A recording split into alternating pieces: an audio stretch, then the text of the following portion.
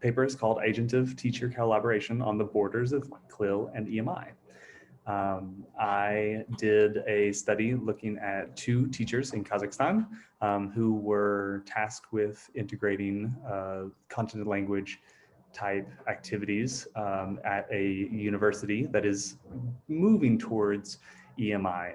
It is a technical university, and they went through a workshop with some of us, and we worked on developing teachers' abilities to design CLIL informed lessons. And so this the study fits in the background of CLIL as this pedagogical approach that is filling, I think, a gap in EMI policies that aim that are not aiming enough to balance language and content objectives. So CLIL does this where EMI does not so much. The 2 subject teachers in my study, one is a STEM teacher and the other is an English teacher. And they are teachers which fall into this category of many teachers being underprepared to teach either in English or to teach the subject, the content subject like chemistry or engineering or math. And so in the literature, collaboration is pointed to very frequently as something recommended, but very rarely explored. And so my study has 3 research questions. What challenges do university STEM and ESPA teachers face delivering this EMI curriculum? What collaborative practices do STEM and ESP teachers experience? And how do teachers use collaboration to negotiate the challenges they face? To undertake this study, I used these 3 frameworks here, CLIL teacher identity, which sees teachers coming to the teaching task as carrying an identity associated with the subject they are teaching, and that might ask them to merge or rethink some of their priorities and values. Collaboration is a key idea that I took, which is defined as teachers working together to achieve some aim, and which takes place in a number of different ways. And the main framework here is teacher agency, which we'll talk about here in a minute. The study is an exploratory case study in which I had almost 3 hours of observations, these meetings between the teachers, conjoint interviews with the 2 focal participants, followed by an individual interview with an administrator to help triangulate some of the findings. I also asked them to journal throughout our time together, and they also shared personal communication via email and WhatsApp. I took all that and included document analysis of the syllabi, the workshops that they completed, and some departmental reports for me to understand a bit more holistically the environment in which they're working. I did a 3-part coding process, moving from open coding to selective coding to define some of the major themes that arose from this study, as well as the answers to those research questions. The most important part of my framework, I would say, is this teacher agency, which comes from Papa et al. 2019, and they talk about 3 different dimensions of teacher agency. And teacher agency in general, up here in the top right, are the choices and actions of teachers mediated by social and cultural constraints.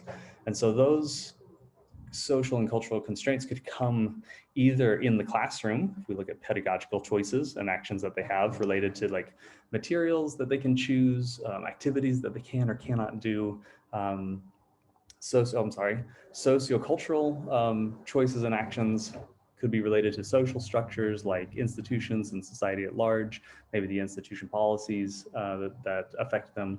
And then down in the bottom right are the choices and actions related to colleagues and students outside of class. And so teacher collaboration falls under this relational category. And it's important to note that these choices and actions in each of these dimensions can either have resourcing effects or constraining effects, that they either give teachers more choices or they limit the amount of choices that teachers have in those spaces. And so let's meet our participants and see some of the findings that I have. So Galina here in the middle, and I do have permission to share their images. All of the courses were taught on Zoom, as we all are these days. And she is a mid-career English teacher, and both she and Natasha, who you'll meet on the next slide, talked about the challenges they face with supporting, motivating, and engaging students. They had to survive the institution's observation culture, and they found that a lot of the educational policies were shifting at moment's notice. They found themselves struggling with those. The quote here talks about that observation culture and how Galina says, I would come to Natasha to help her improve. She would give advice to her colleague in the way that they attended each other's lessons. But then with those people, and she's talking about her administrators, when they come to your lessons, it is to find faults and to criticize for your faults.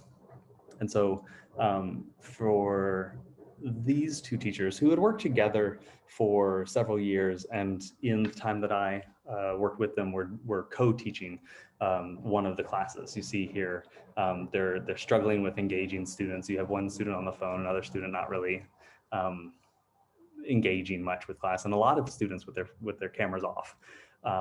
And they talked about how their relationship helped them to find ways to support and engage students. Natasha is the other focal participant. She's a mid-career professor of English, of chemical engineering, and she was needing to begin teaching in English. And so she was finding ways to share resources with Galina. And so I asked them about what are some of the benefits they got from working together. So Natasha's answers here on the left, she talked about the way that she learned lots of English expressions, how to communicate effectively. And then Galina, in turn, learned from Natasha as this researcher who's much more widely published and has a lot more experience in research writing. And so they had this reciprocal relationship that I found helped them to navigate some of the challenges. And as they taught together, they found ways to engage their students a little bit more. And so this collaboration that they experienced was a way for them to negotiate student needs by seeking and giving constructive advice. You remember Galina on the last slide talked about giving advice to Natasha about English and pronunciation, how to speak correctly. And then they also were able to use each other as a form of support in terms of negotiating institutional power imbalances. And they fostered this reciprocity that let them support each other in face of some of these constraining forces from their institution. And so this final diagram, I think, summarizes nicely.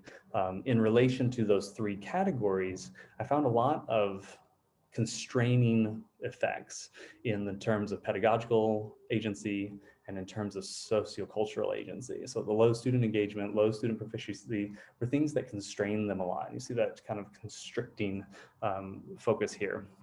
And that socioculturally, in terms of their environment that they're in, there were these constraining forces with ever-changing curricula and this punitive observation culture. However, in relational agency, where Natasha and Galina could work together and share experience, they in turn gave themselves more opportunities. They had more choices. And I think the biggest two parts of these are the meaningful collaboration. They had worked together in the past.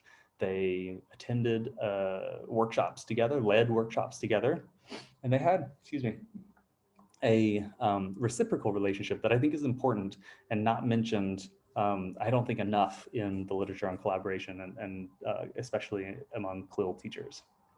And so to conclude, the major implications that I think this study brings to light is the fact that teachers should foster collaborative relationships with like-minded teachers, that you should build on relationships that you already have and foster genuine collaborative relationships, because those are the ones that are going to resource your choices and abilities in face of larger constraints in other parts of your job. Program administrators, I think, might do well to keep teacher experiences in mind. Things like the punitive observation culture that does not help teachers, and the expectations on teachers that may be a bit over the top, a bit too demanding, and find ways to help teachers to engage positively with each other. in the field. And finally, I think that more research is needed, especially with less engaged teachers.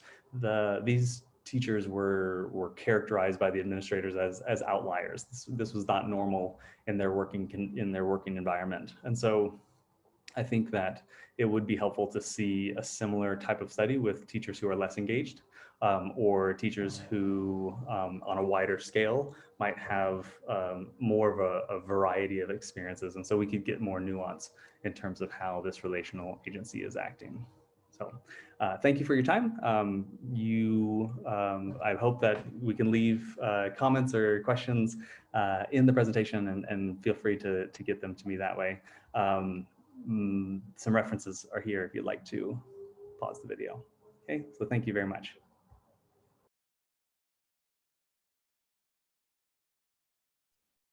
Okay, thank you everyone for listening. Again, as Philip also mentioned, that you can share your comments and questions with him here in Whova, and he will be able to get back to you from there as well.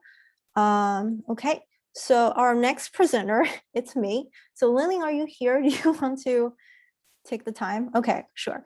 All right, let me share. Oh, I'm sharing my screen. What am I doing? Okay, let me share my screen. Everyone, so I can, Lenny, can I start? Okay, okay.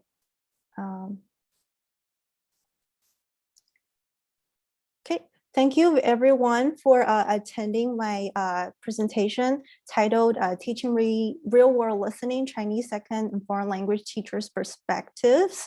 So I will roughly follow this agenda, and I'm going to focus on one of the bigger research questions I look at in this study because of the time constraint. So when we talk about real world second language listening, to define real world is very difficult, right? In comparison to listening to a classroom or in listening in a second language listening test, we can mean very different things when we talk about real world listening.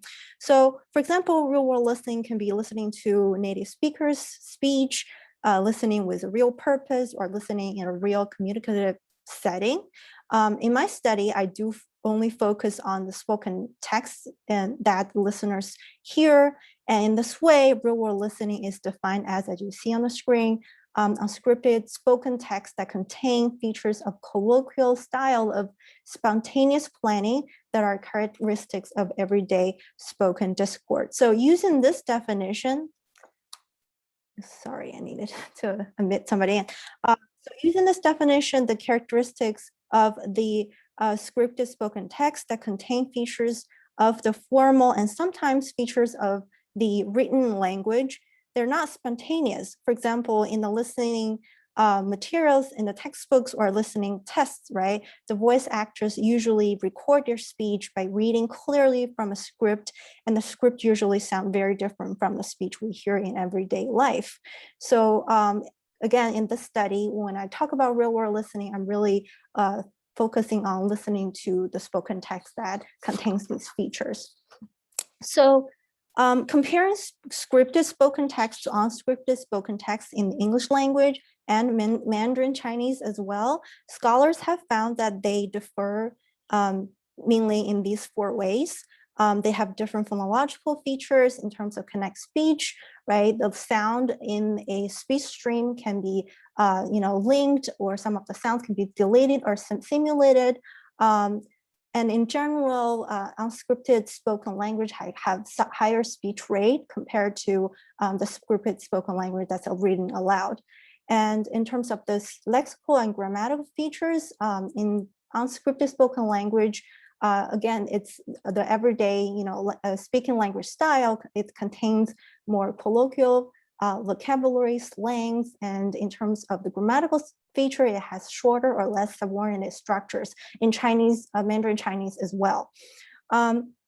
So the third feature is interactional and discursive feature, where there's the back channels, where typically in a conversation, one speaker would respond, either orally or, with paralinguistic devices to the other speaker. And turn openers, for example, is where again, in the conversation, the speaker would open up a conversation using linguistic devices as well. And also in an unscripted spoken text, there's hesitation phenomena where filled and unfilled pauses or repetitions would be used.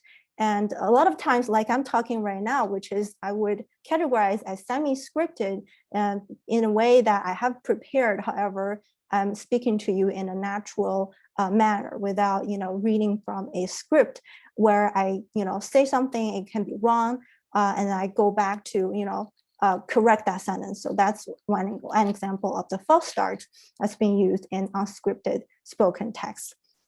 So examining the spoken text used the textbooks or large-scale auto-listening tests, it was found that these spoken texts lack many of the features that I just mentioned, explained to you. So for the teaching purpose, obviously, it is problematic because if the goal of learning auto-listening is that the learners will be able to comprehend real-world language, learners are really not exposed enough to this type of language that they need to understand outside of the classroom.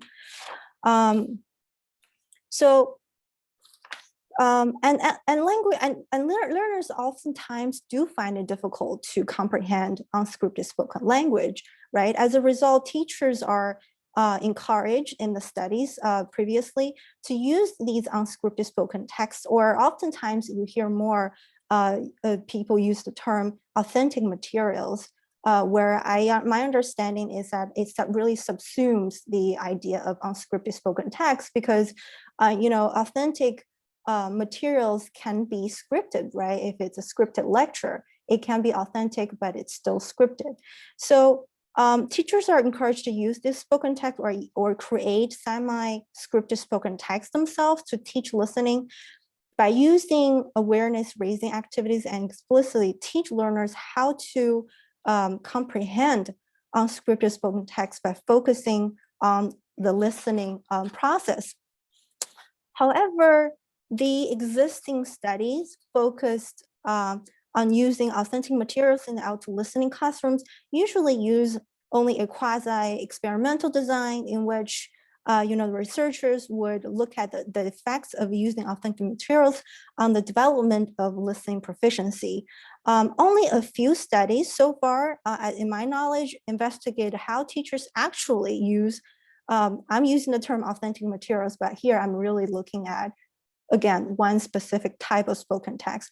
So very limited study have directly looking at how teachers are using authentic materials in the classroom, either in teaching, reading, or listening.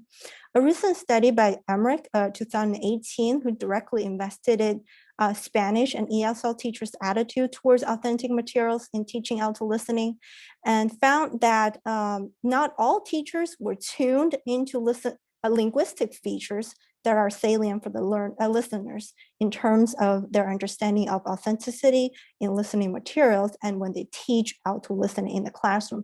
Here, Emmerich 2019 actually, he also meant the unscripted spoken text features when he talked about linguistic features, right? False starts and back channels, etc. So interestingly, it was also found in this study that as the teachers are, all supporting the use of authentic materials in teaching auto-listening, the authentic materials they chose to use in their classrooms are largely scripted. For example, TED Talk is one of the examples that used by the author. So these gaps in the literature led me to my research questions here. So I wanted to ask, what is Chinese as a second foreign language college teachers' understanding of the unscripted real-world spoken Chinese features? So more specifically, do they believe that there's a discrepancy in terms of the features of the textbook language that's being used in their classroom and the real-world spoken language? And does this understanding differ between the CSL and the CSL teacher? The second research question is, what are the CSL, CFL college teachers' attitude towards the necessity and the feasibility of teaching real-world listening? So do they think they it is one of their goals in their listening classroom to foster Alto learners' ability of comprehending real world unscripted language, and is it feasible to do that? So also, does this attitude differ between CSL and CFL teachers? And how do the teachers, number 3, how do the teachers report how they prepare learners for challenges in real world listening in the classroom? So the third question is really looking at their actual teaching practice as being reported by these teachers, and how does the teaching practice differ between the two groups of teachers. So in my study, there were two methods being used: survey and interview. There were a total of 47 CFL teachers, Chinese and foreign language teachers, who participated in the survey, and 65 CSL teachers who participated in the survey. And the teachers reported their attitudes, beliefs, understandings of the real world unscripted language and their teaching practice on these scales. As in terms of the teachers' understanding of the features, they reported if they believe the speech rate, phonological features, lexical and grammatical features, hesitation phenomena, and discourse interactional features differ in the textbooks that they use, and their understanding of the nature of the real world spoken text, and whether the presence of these features would cause their students and the Alto learners listening difficulties. So the second part of the survey asked the teachers' attitude towards teaching real world listening. Again, this is for the second research study, where they reported whether they believe it's their goal of teaching Alto listening, and whether it's feasible to teach out real world listening. So the third part of the survey, these teachers reported their teaching practice, where specifically they reported whether they use authentic materials, or they more focus on only using textbook spoken text, whether they use awareness raising activities, and whether they explicit to teach learners how to listen in a second language. So there were 12 teachers in total who also participated in the survey, met with me online, and I conducted semi-structured interview with them ranging from 45 to 60 minutes to further probe their understanding and attitudes on the first 3 questions. So I transcribed the data, and I deductively coded the data to the 3 categories, again, the 3 research questions. And I triangulated the data, the qualitative data with the quantitative data, and I will present the result shortly. So this is a table of the quantitative survey research participants. So instead of, in this presentation, again, not focusing on, because time constraints, as I mentioned earlier, I'll mainly focus on one part of the study. Not focusing on comparing the 2 groups, I want us to pay attention to the Chinese language, teachers as a whole. So the result of the question 1, teachers' understanding of the features of real world Chinese, we found that for each subscales on a scale of 1 to 7, the teachers scored in general very high, which means teachers indicated that they believe that the language they use in the textbook is different from real world language, in that they are slower in terms of the speech rate, and lacks many of the phonological, all these features I mentioned earlier, and that the presence of these features do pose listening difficulties for the students. And another interesting finding is that the teachers who tend to report that they are aware of these features and the discrepancies between textbook language and real world language tend to report that they believe their students and Alto learners have difficulties in these areas when these features are presented. However, in the open-ended questions in the survey and the interview data, asking participants to report their understanding of real-world spoken language, it was found that the teachers tend to adopt what I call a holistic approach when they heavily rely on their native expert judgment to decide if the spoken text sounded authentic, like how they would say certain things, or like how they would hold a conversation, well, with their native speaker judgment. And in addition, they would use this orality versus literacy lens as defined in Tenon 1982, where they would focus on lexical and grammatical features of the spoken language and judge whether the word or sentence sound too normal or sound like it's written language, not oral. Again, most of the time based on their native speakers, instinct. So next, for the second research question, teachers' attitude towards teaching students how to listen to real-world listening without really looking at the comparison of the two groups. Again, only looking at the means here, it's really indicating that the teachers from the two groups do believe generally that it is their goal to teach learners to understand real-world language, regardless of learning teaching context, or regardless if the spoken text in the tests or in the textbooks they're using have a good representation of real-world unscripted speech. So if more specifically, if I break down the skills, the sub-skills for you, interestingly, both teachers from both groups, they tend to believe that there is a lack of accessible teaching resources as to how to teach listening in real world spoken Chinese. And they do tend to believe that they tend to disagree that they are not aware of any pedagogical methods to teach listening to real world spoken Chinese. And the teaching learners to understand real world speaking Chinese is ideal, they believe, but there's not enough time in their Chinese teaching classes.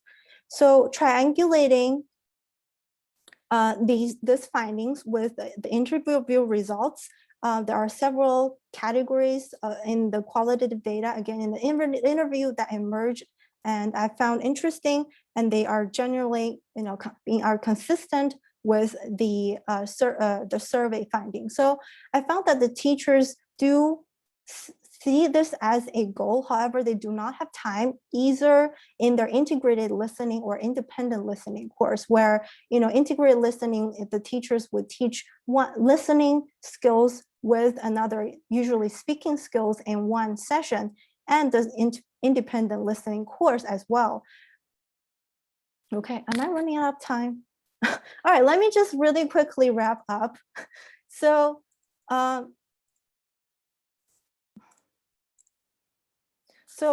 jump to my conclusion and implication for the study. To consolidate the findings of the research questions, I've come to several conclusions for teachers and researchers. So I suggest that language learners, especially if you are a native speaker of the language that you teach, you reflect on the beliefs of your real world authentic language and take into consideration of the scripted, unscripted lens, in addition to the orality and the literacy lens that I mentioned earlier. When you select and create and adapt your listening text, as we found that there is a lack of awareness among second and foreign language teachers. In addition, there has always been this research and teaching gap in L2 listening, where there's like a lack of awareness of the most updated L2 listening pedagogy for L2 teachers. So here in this study, we saw that on the one hand, teachers do face issues such as instructional hours per week and time allocated to listening versus reading, writing, and speaking. So which is a real issue. Well, advocating teachers to adopt approaches such as process-oriented approach, where it takes a lot of time to foster learners' awareness of the real-world language features and practice the use of cognitive and metacognitive strategies. I think the researchers should also be aware of teachers' dilemma in this area. On the other hand, I wonder if the teachers should also change their attitudes towards process-based approach, because numerous quasi-experimental studies from Vandergrift and colleagues have shown that not only teaching L2 listening strategies are beneficial for proficiency growth, learners can learn the skills and strategies needed for comprehending authentic materials that contain unscripted language features as well. it also helps the learners to gain autonomy in their learning, and hopefully eventually saves teacher and students more time, in the time they spend extensive listening. So here are two materials that I would offer teachers who want to kind of extend their knowledge and understanding of teaching strategies in L2 listening, and how to help their students with real world listening abilities. Okay, here's the end of my presentation. Sorry, I ran out of time. Let's have our third presenter, which is, let me stop share my screen. I think that's me. Right. Please go ahead. You should be able to share your screen with us. All right.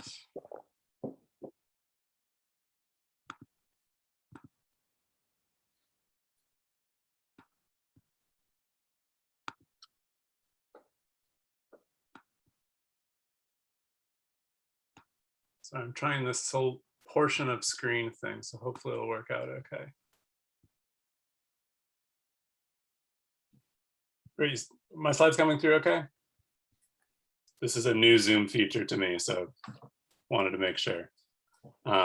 So thank you for coming to this talk. I'm Zach Marr. I'm a PhD student in neuroscience and cognitive science at the University of Maryland.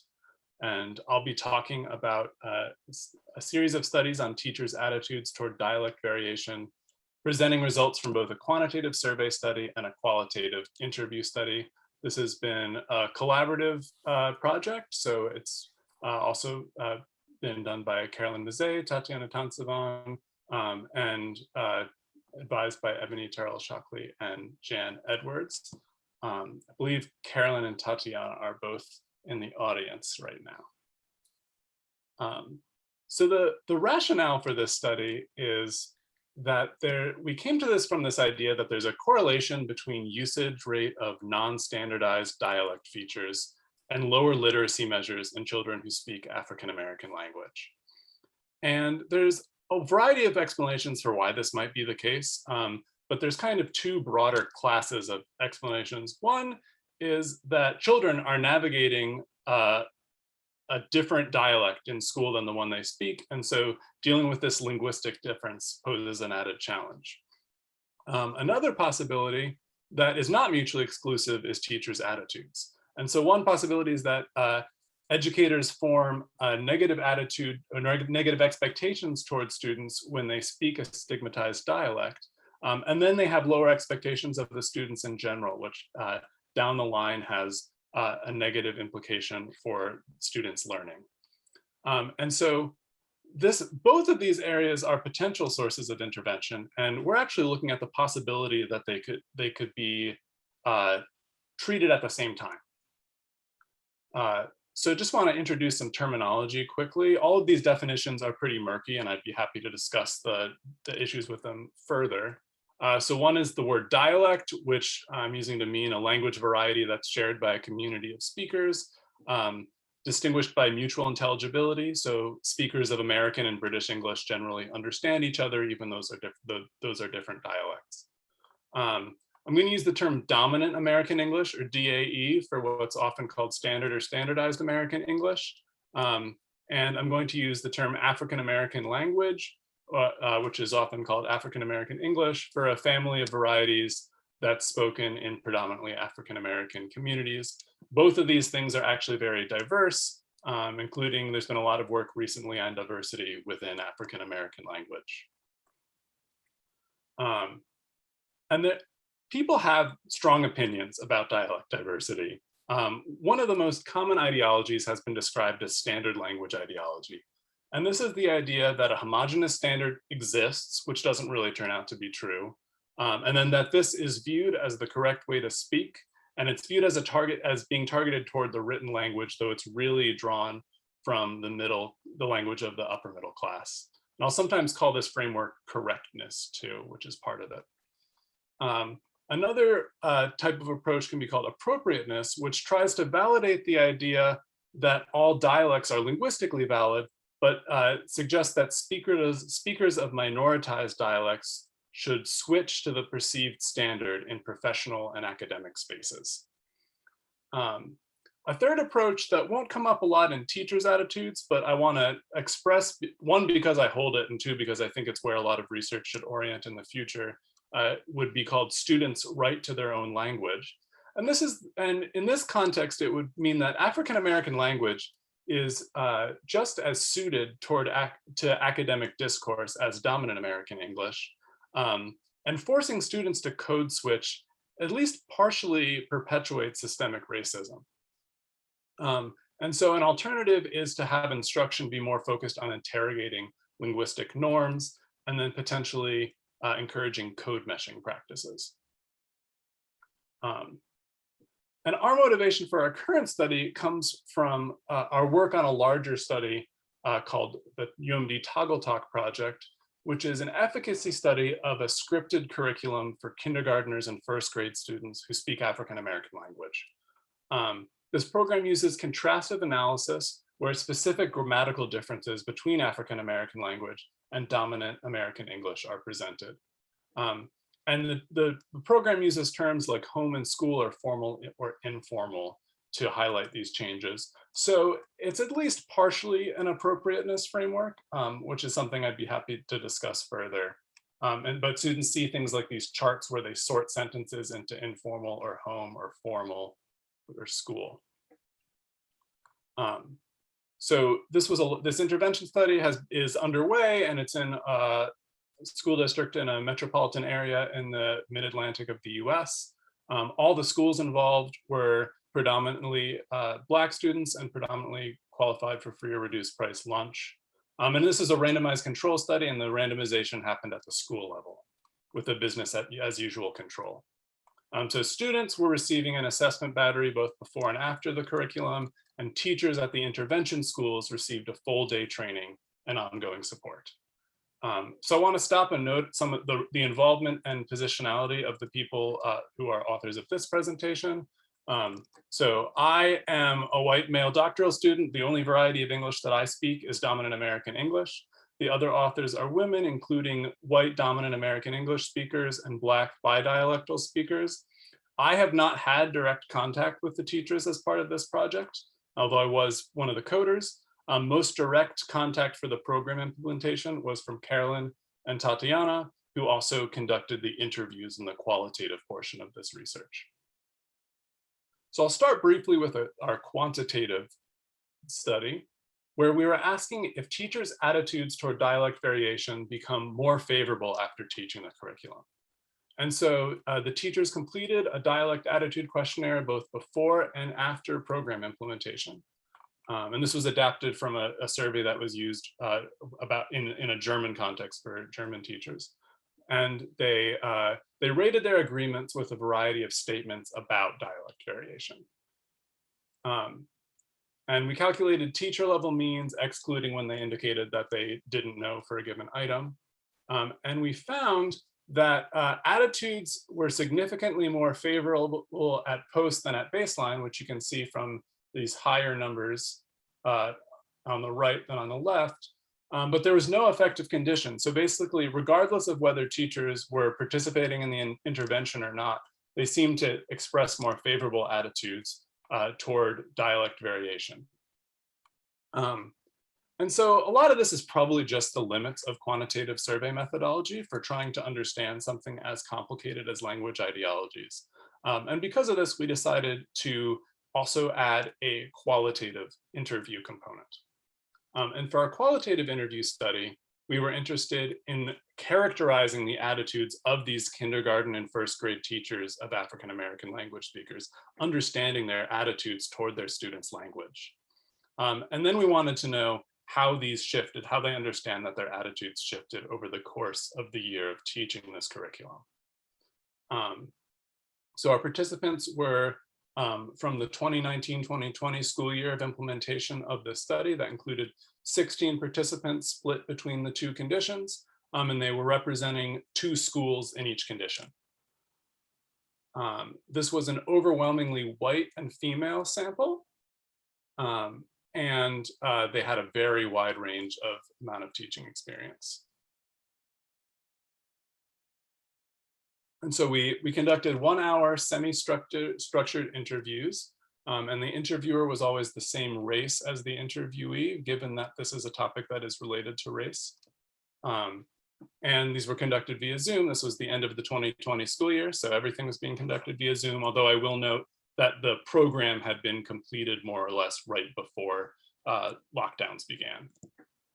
And then we recorded the audio, and this was transcribed. We did 2 rounds of deductive coding, with adjusting our coding book in between, and all data were coded both rounds separately by me. I was not one of the interviewers, and Carolyn, who was one of the interviewers. And I'm just going to talk about 2 themes that came up, 2.5 themes that came up. So the first is this idea of correct language. The second is an idea of appropriateness. And then understanding of how teachers in the intervention viewed their change in perspective. I'm going to be showing some excerpts in the next slides, and I just want to note I've color-coded and put little emojis next to them to make it visually pop, whether it's someone in the intervention or in the control condition.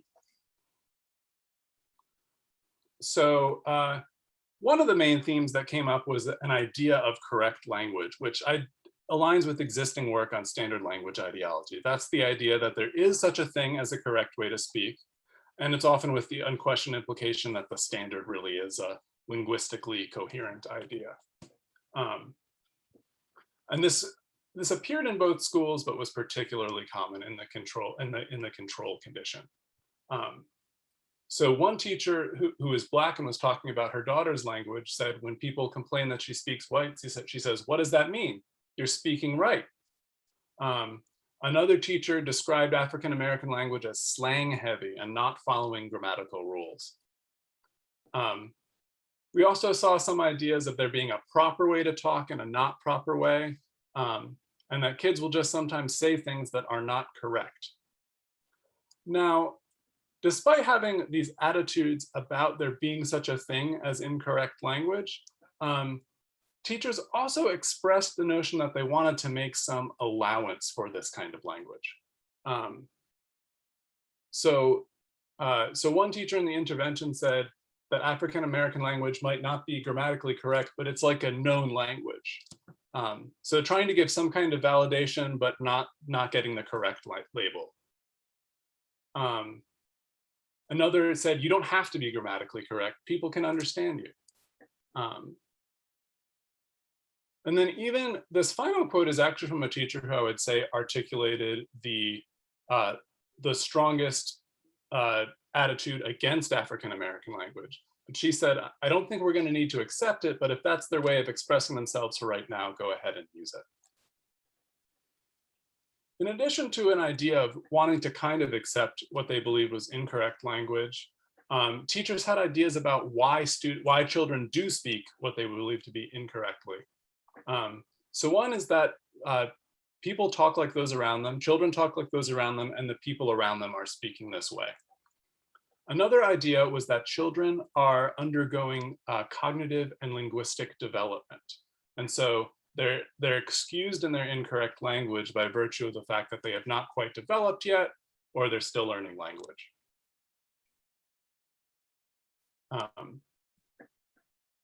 In addition to this idea of correct language, a lot of teachers in the intervention schools had this idea that African-American language isn't inherently flawed, but it's only appropriate in informal contexts. Dominant American English, on the other hand, is required in school, but always acceptable. So here's what this looked like. I want them to use formal language when they're in formal settings, and I want them to know it's okay to use their informal language when they're in informal settings. One teacher even said that she should correct students when they speak informally at school, informally referring to African-American language here. And sometimes it was spoken more in external terms, knowing that there are places where dominant American English is expected even if there's nothing inherently wrong with it. So I want to wrap up just by talking about how teachers understood the change that was going on. So there seemed to be a split. There was a split by school here. In one school, they talked more in terms of having a preference for dominant American English, but shifting their framing of this preference. So changing from words like proper English, allowing African American language outside the school, not having a goal of getting rid of African American language outside the school. But this sometimes came with the sort of opposite point that the teachers themselves wanted to avoid using African American language in school more than before, which is probably an undesired result of the intervention. The other school talked more in terms of having more language to describe dialect diversity and being able to have conversations with their students. So to conclude, we saw themes of correct language and appropriateness in our qualitative interviews. The intervention provided an opportunity for greater reflection. And the results align with the appropriateness framing that was in the curriculum. So we can have hope that if we had a curriculum that was more informed by something like a student's right to their own language framework, maybe that would also be possible, because what the teachers were doing was reflecting back what the curriculum said. So in the future, we'd like to relate what we found to teachers' broader framing of their endeavor as teachers and how they're grounding this in race and identity, and look at a broader sample of teachers. So I think that's my time now, so I'll just put up my acknowledgements. There are many people who played a great role in this work, and I'll stop my share. Thank you, Zach. Our next speaker is Christina. Christina, whenever you're ready. Okay, thank you.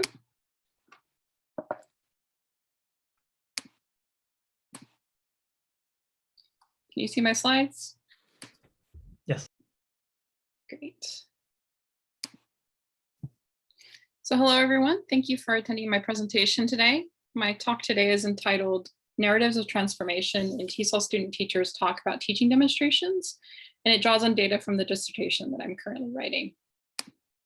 So in this presentation, I analyze how student teachers talked about teaching demonstrations, which are commonly referred to in the literature as micro-teaching. Micro-teaching refers to a scaffolded activity within teacher education meant to allow student teachers to practice teaching without needing to attend to all the demands of a real classroom and learners. Micro-teaching can be thought of as what Goffman calls a technical redoing, whereby teaching is transformed into the context of the teacher education classroom in order to fulfill a new purpose. In micro-teaching, the goal and assessment of the activity are not about whether learners have learned the language successfully, but whether the student teacher has taught appropriately. Micro-teaching can also be described as what Grossman et al. Refer to as approximations of practice, which are simulations that allow students to practice professional activities within a controlled environment. My focus today is not on the micro-teaching activity itself, but on how student teachers talk about their experience of doing micro-teaching within a TESOL practicum course. So the data that I present today come from my dissertation research, a larger study examining TESOL student teacher experiences and identity development within a TESOL practicum semester. In my dissertation, I analyzed what I refer to as images of teachers and teaching that emerge within the practicum. By images, I mean various sets of ideas about what it means to teach and to be a language teacher. Here, I draw on semi-structured interviews and inquiry group data within which student teachers talk to each other and to me about the teaching demonstrations that they had to plan and facilitate within their practicum course. Today, I will present two case studies examining how Linda and Grace each talked about their teaching demonstrations.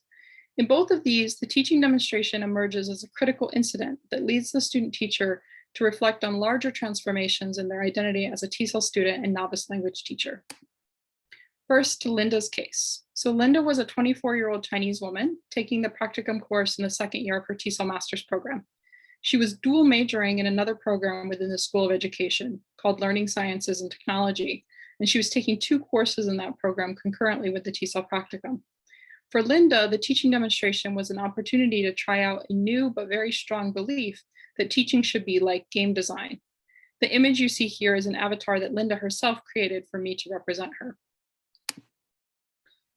So this first interview with Linda occurred 1 week before her teaching demonstration. I opened the interview by asking if there was anything she wanted to share with me. As you see quoted here, Linda began to explain to me that her biggest update was about her teaching philosophy or her identity as a teacher, which was being heavily influenced by a course she was taking about video game design.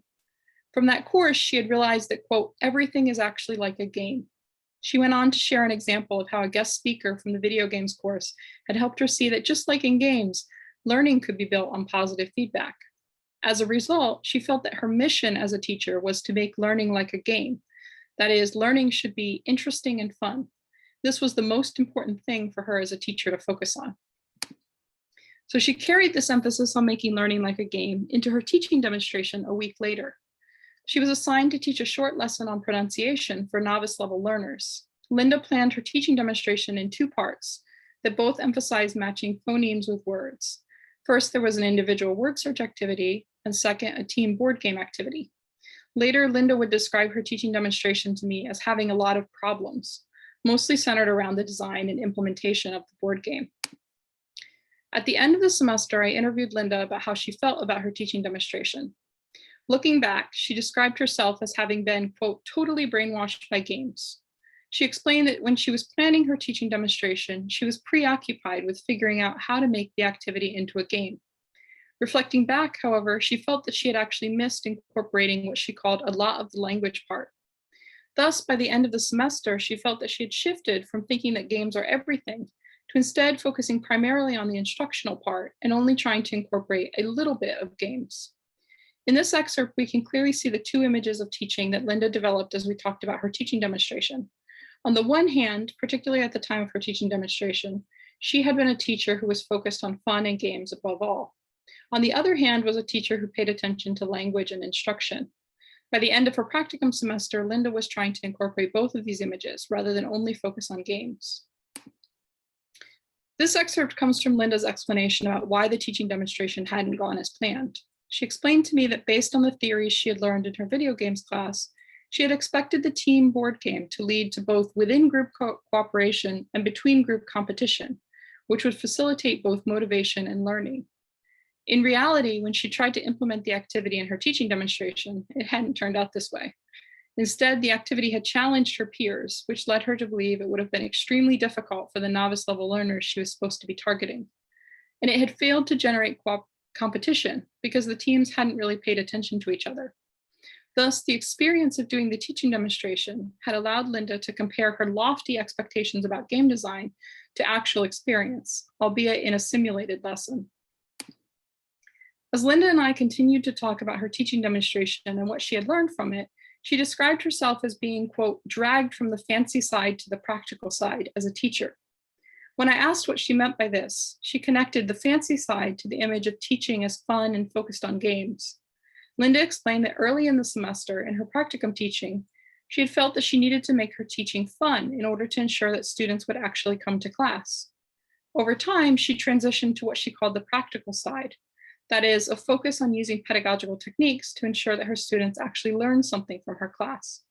By bringing up this transition in her larger approach to teaching in relation to the teaching demonstration, Linda was highlighting how the teaching demonstration was really only one moment in her transformation.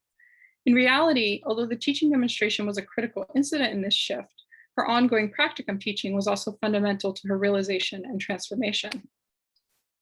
Eventually, Linda also connected the shift in her image of teaching to her identity as a dual major student. She started from the Learning Sciences and Technology major, which was where her video games design course was located, described her excitement and fascination with the newness of everything she was learning at the start of the semester.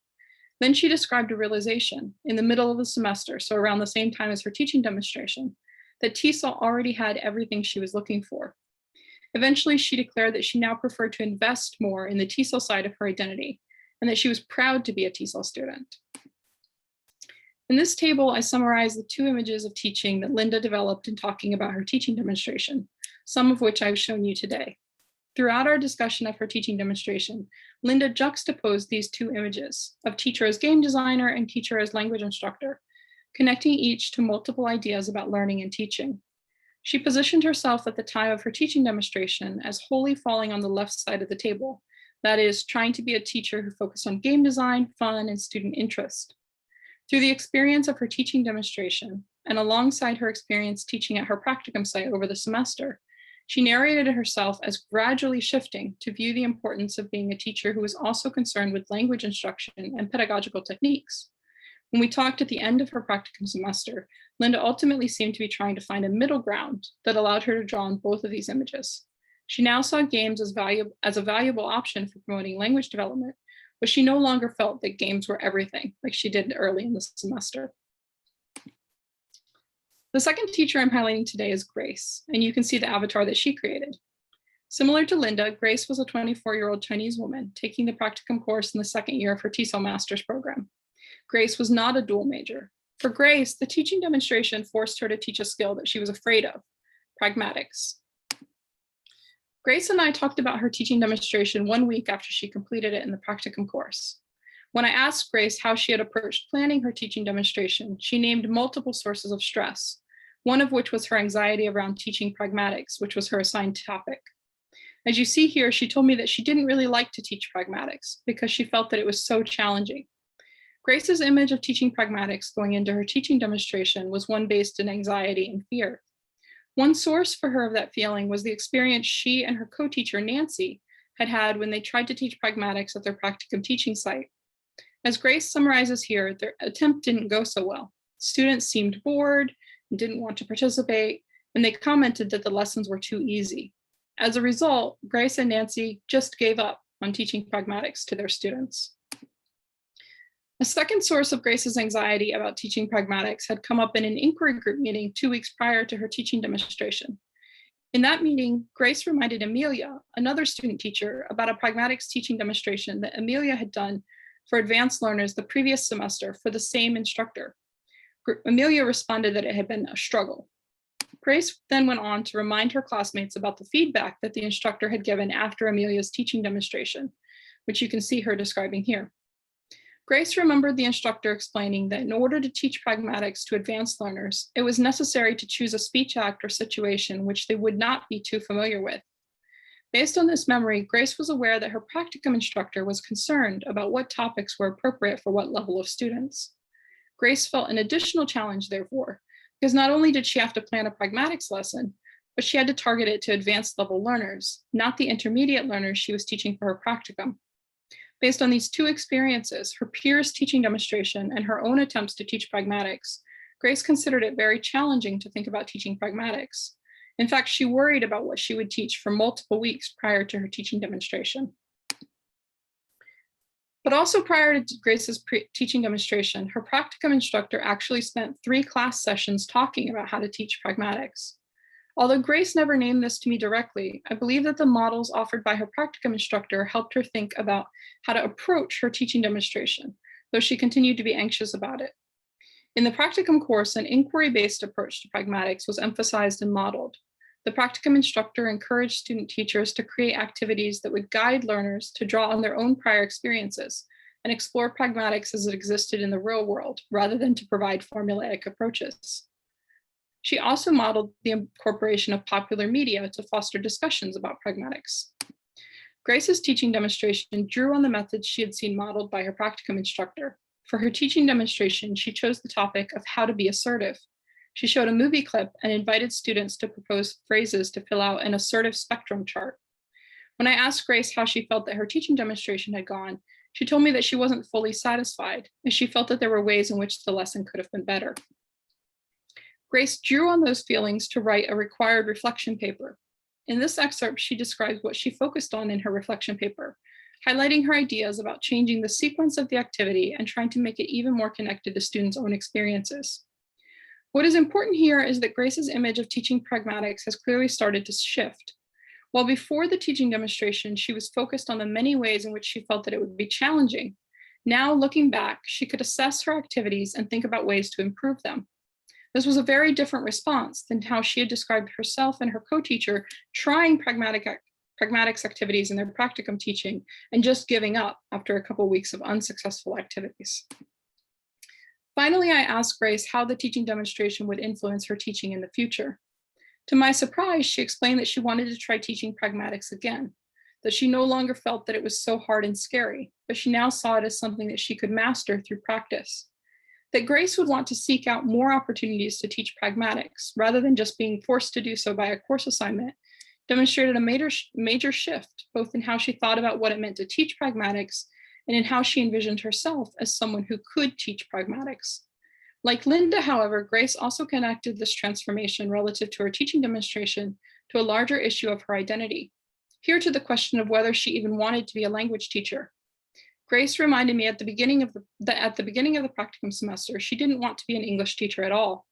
But now, looking back on her practicum experiences, she realized it wasn't as bad as she thought and considered it possible that she might become an English teacher after all.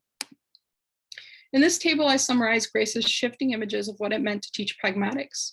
Prior to the teaching demonstration, she thought of pragmatics as challenging. However, she also had the opportunity to consider a new image of teaching pragmatics, thanks to the model offered by her practicum instructor. Thus, looking back on her teaching demonstration, she was able to see pragmatics as something that was possible for her to teach. Connected to this shift in her image of herself as a pragmatics teacher, Grace also narrated a shift in her identity relative to English language teaching, from someone who didn't want to be an English language teacher to someone who actually enjoyed English language teaching and might consider it for the future. In these two examples, I see talking about the teaching demonstrations as eliciting what I am calling narratives of transformation, stories in which the student teachers were able to narrate shifts in their beliefs and identities that revolved around the experience of conducting the teaching demonstration. Teaching demonstrations in general are inherently decontextualized. Yet for the student teachers in my study, talking about the teaching demonstrations brought up all sorts of issues related to their identities, beliefs, and teaching philosophies. Nowhere in the practicum course did they have the chance to reflect on these aspects, such as Linda's beliefs about game design or her identity as a dual major student, or Grace's fears about teaching pragmatics and the bigger question of whether she even wanted to be an English language teacher. My study provided a non-evaluative space for them to talk about their experiences and reflections, where they could explore these larger questions. So I argue that student teachers could benefit if teacher education created space for them to grapple with these issues of identity, beliefs, and teaching philosophies, rather than just focus on issues of pedagogical techniques, activity design, and classroom management when they are doing teaching demonstration or micro-teaching activities. Thank you. I look forward to your questions. Thank you very much, Christina. We have another 4 to 5 minutes in this section for Q&A. So if you have any questions, you're welcome to turn on your mic and talk to the presenters, or you can put your question in the chat. Again, for Philip, you please go ahead and put your question in Uva because he's not here today with us. Our next section starts at 5 o'clock, so it will be the same room, so you don't need to log out for the next panel. You can just stay in this room. So if you have any question now for the presenters, please go ahead and feel free to ask your questions.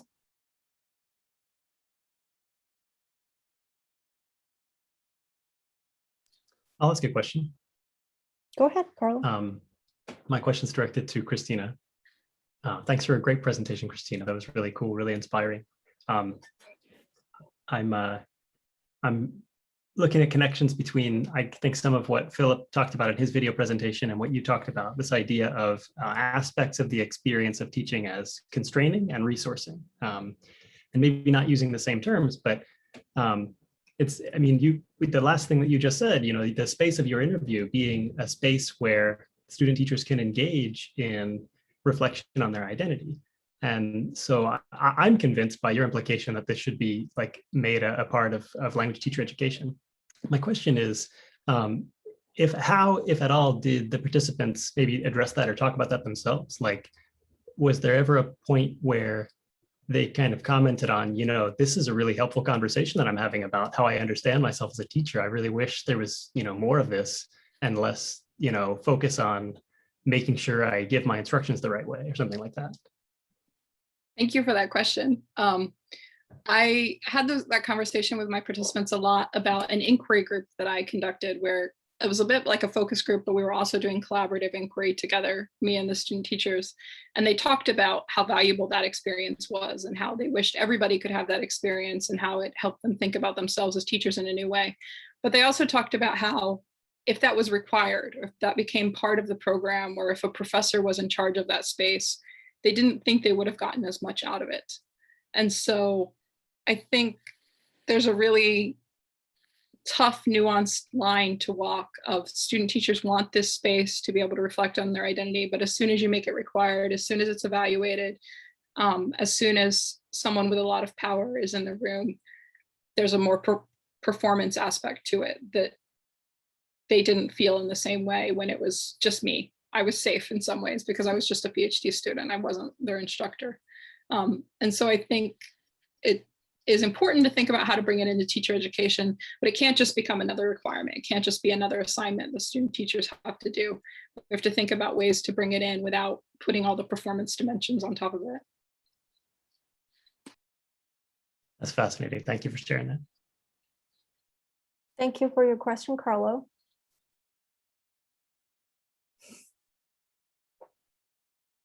Ming said she completely agrees.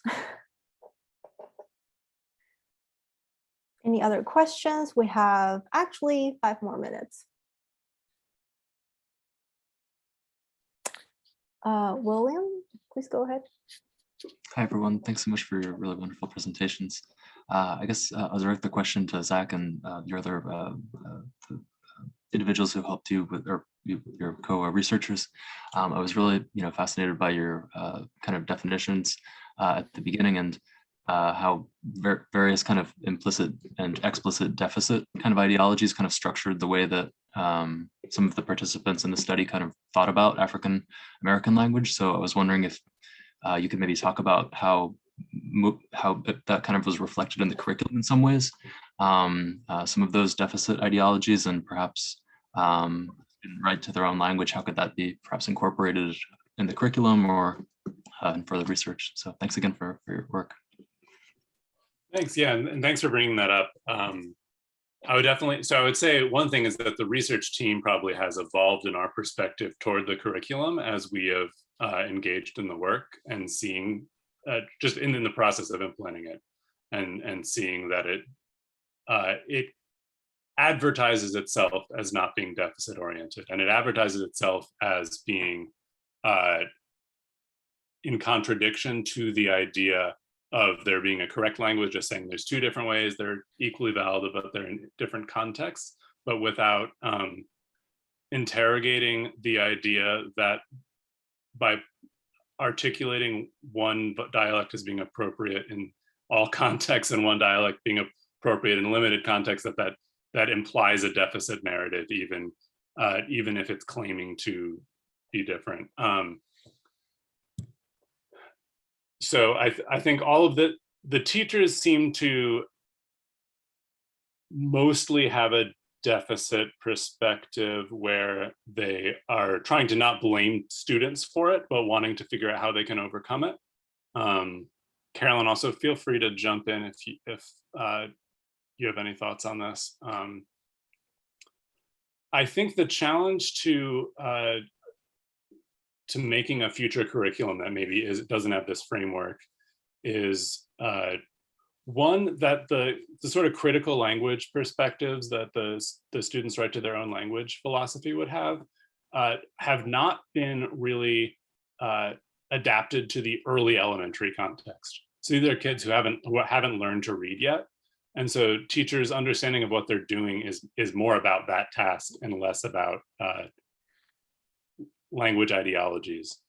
So figuring out how to simplify this for early learners while also not having a deficit framing, I think, is an important challenge for moving forward. And some of it can be just, like, maybe teachers simplify things to students, but they don't have to have that simplification in their own mind.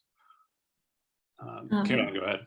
Yeah, one thing to add too is a lot of our teachers talked about the tension that exists. So they might not want to adhere to a deficit framework, or but then they exist in a system where their students are going to go on to another teacher who might have a deficit framework. And so Zach mentioned future work, trying to think about how teachers are either accepting societal expectations or are they pushing against and preparing their students to push against. So if that could be incorporated into the curriculum as well, and even if it was an additional teacher professional development that schools do ongoing, would be really nice. one other thing I didn't get to mention in the talk is that our control is not a true control. It's schools that agreed to participate in a curriculum that even kind of validates African American language. And we know from our recruitment process that there are schools that don't want to touch it. So these are already the schools that are most friendly to this idea. So it's a very entrenched ideology, and it's hard to know how to meet it and move forward. Thanks for the question. Yeah, thank you guys so much. Any other questions? Okay, we're 1 minute away, but I do have a question for Zach as well. I was just curious about when you said that the schools, they're not ready. So for the schools that are ready to accept this ideology, or are they actively teaching students that as an alternative, or are they just allowing that to be, used in their space? So in our context, the schools are teaching a curriculum that explicitly compares to dialects. So what they allow, so the only thing we know for sure in terms of what we do have classroom observation data that we haven't linked up to this, but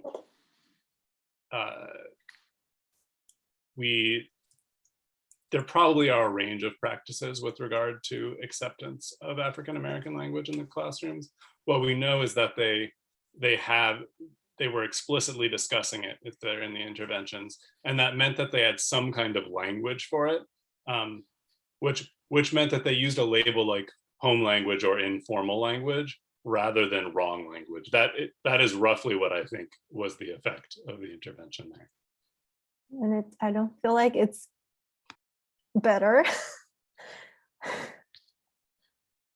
Yeah, I don't know. It's like, it's one of those incremental things that's not satisfying, and I don't know if the incremental thing is better than nothing or not.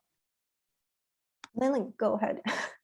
I'm sorry, I'm really interested in this topic because I've been teaching language and society, and one of the biggest topic is just just presenting students about all these ideologies behind different dialects. And so I was reading about one idea that we are teaching students sort of the differences between all these dialects, not because your own dialect is worse. It's only because if we share a same variety of English, it would be easier to communicate, and sort of less misunderstanding can be created. I'm wondering, how do you view this kind of idea? Sorry, could you repeat that idea? Sorry, so kind of, it's like by learning the differences between different dialects, it may help reduce the misunderstanding we create because of our lack of knowledge of other dialects, instead of saying like our dialect is informal or yours is more formal.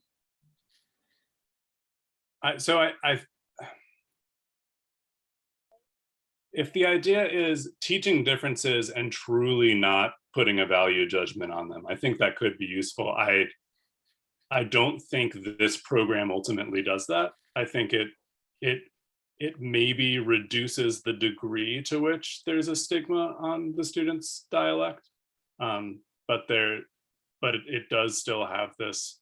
You can't, if you're calling something informal and home language, there just is a value judgment that's built into that. So I think it's totally possible to teach about differences. I think that's what we do. That is what we ultimately try to do in like linguistics courses. But it's not being done in the kind of more value neutral way, at least in the way we had it framed. Thank you. Okay, we have 2 minutes left for the next panel. If no questions, I'm going to end this session here. Thank you, everyone. I just want to just remind everyone we have a virtual happy hour that's taking place at 6:15, and you can access the link either from the agenda or by clicking on the community on the left side and the locate the event. So I hope to see everyone there as well.